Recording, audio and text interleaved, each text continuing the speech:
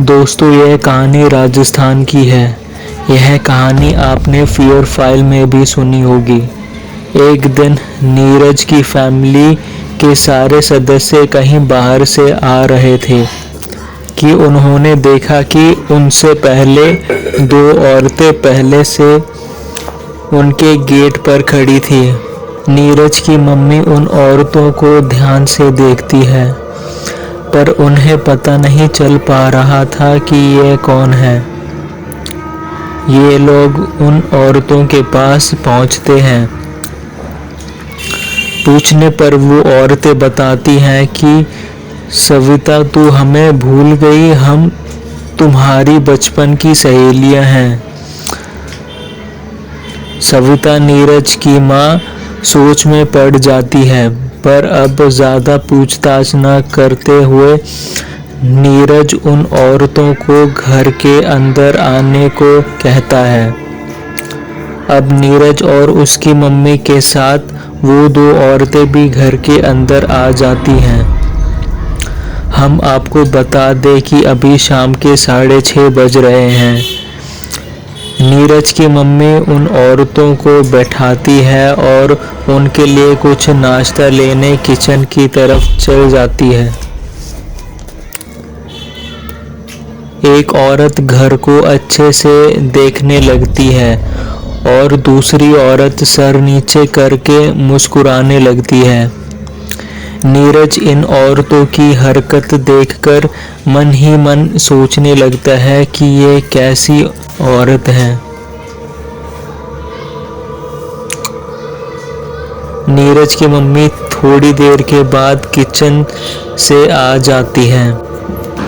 उसके बाद ये लोग काफ़ी देर तक बातें करते हैं। अब रात का समय हो गया था। सब खाना खाने लगते हैं।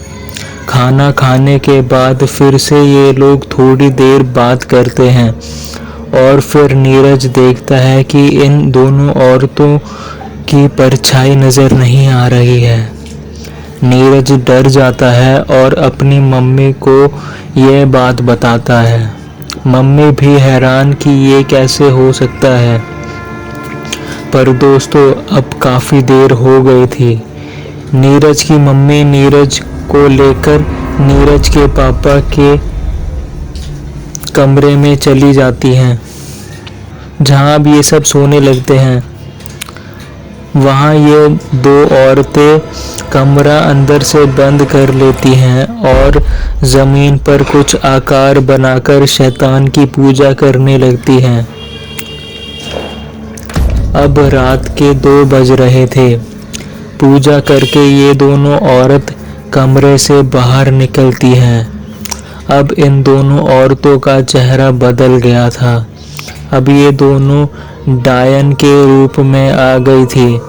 ये दोनों हल्के हल्के कदम के साथ नीरज के पापा वाले कमरे में जा रही थी, जहां नीरज के पापा, मम्मी और नीरज सो रहे थे।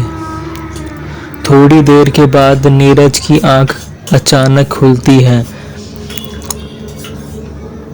वो पानी पीने के लिए उठता है। वो कमरे से बाहर ही निकलता है कि उसकी नज़र अचानक एक औरत की तरफ पड़ जाती है, जो उनके पास ही आ रही थी। नीरज कैसे तैसे खुद को संभालता है और तुरंत दरवाज़ा अंदर से बंद कर लेता है, पर बहुत देर हो गई थी। वो दोनों औरत जो डायन बन गई थी, बिना दरवाजे के वो दोनों उस कमरे के अंदर आ जाती हैं। नीरज को सामने पाकर वो दोनों डायन नीरज को मार डालती हैं और उसका खून एक बर्तन में जमा कर लेती हैं। अब नीरज के माता पिता को भी मारकर उनका खून जमा कर लेती हैं। ये दोनों डायन शैतान की मूर्ति पर ये खून डाल देती हैं जो इनके पास थी, और फिर वहाँ से ये दोनों चली जाती हैं। तो दोस्तों, ये थी हमारी आज की स्टोरी। आशा आपको पसंद आई होगी। थैंक्स, और प्लीज़ चैनल को सब्सक्राइब भी करें।